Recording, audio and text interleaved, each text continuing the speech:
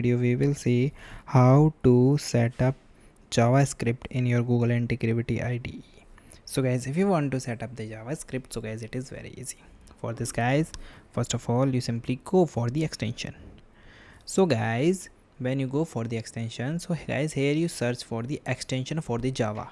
So when you install it, so it get all your extensions related to the JavaScript and all the type.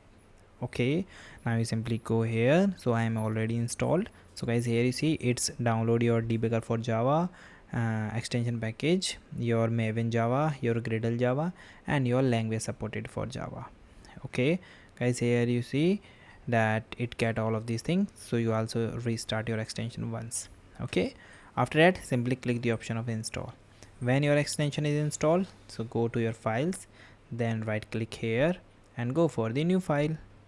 And here if you want to use the JavaScript file, so you simply type hello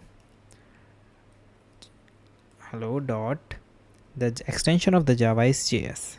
Okay, now you simply hit enter and guys, your JavaScript is ready. Okay, so this is a simple way that you can do. And guys, thank you and have a nice day, and guys, subscribe.